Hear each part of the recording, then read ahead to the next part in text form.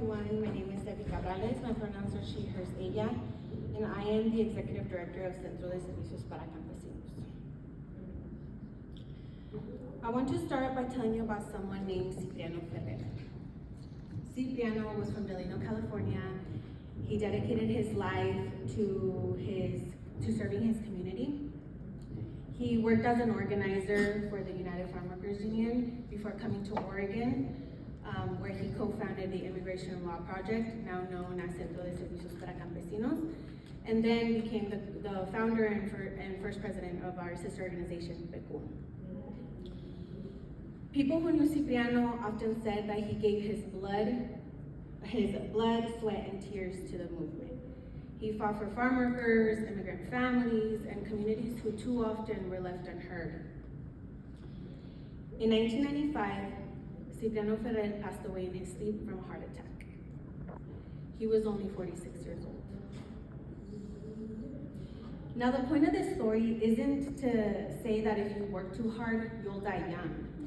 No, the point of the story is that for generations, nonprofit leaders, organizers, advocates, community workers have been celebrated for how much they've sacrificed. But sacrifice should not be the standard. Sustainability should be. Because stories like Cipriano's are not unique. Burnout is real. Secondary trauma is real. The emotional weight of carrying your community struggles every day is real. And when crisis hits, who answers the call? During the pandemic, who helped distribute PPE, share vaccine information, and reach communities that traditional systems couldn't reach? Nonprofits. When wildfires and natural disasters strike, who provides culturally specific information and support? Nonprofits. And when immigrant families are living in fear and ICE raids impact our communities, who do people turn to for help, guidance, and support? Nonprofits. There is a Spanish saying that goes, solo el pueblo salva al pueblo.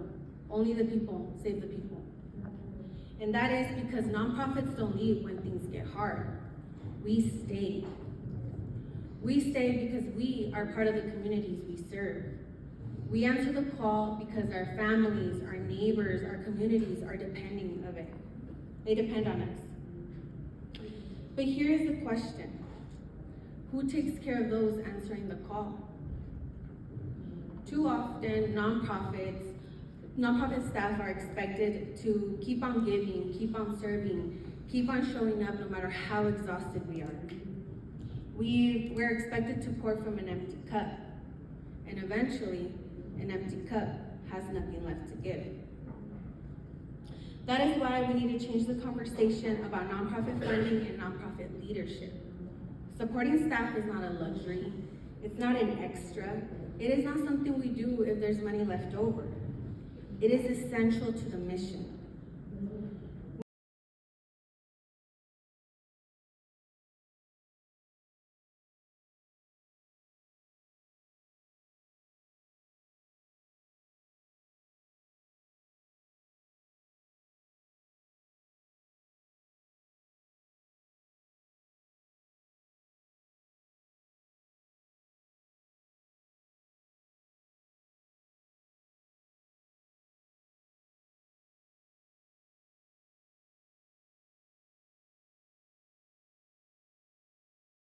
Opportunities to step away from the daily demands of the work and simply reconnect.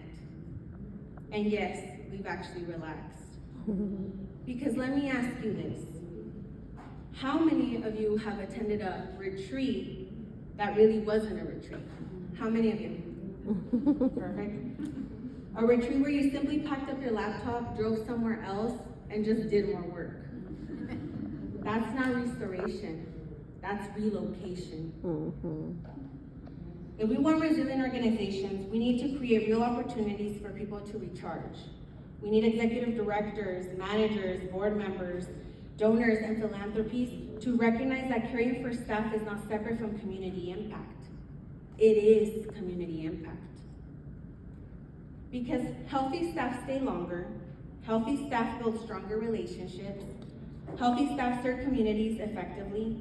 And healthy staff are better equipped to respond when the next crisis arrives. The reality is that our communities will continue to face challenges. There will be more disasters. There will be more emergencies. There will be more moments when nonprofits are called upon to lead. The question is whether we are investing enough in the people who will answer that call. So my challenge to all of us is simple. Let's stop measuring commitment by sacrifice. Let's start measuring success by sustainability. Let's fund healing. Let's fund connection. Let's fund rest. Let's invest in the people who spend their lives investing in others. Because when we care for the caregivers, we strengthen the organizations that strengthen our communities. And when nonprofits thrive, our communities thrive. Thank you.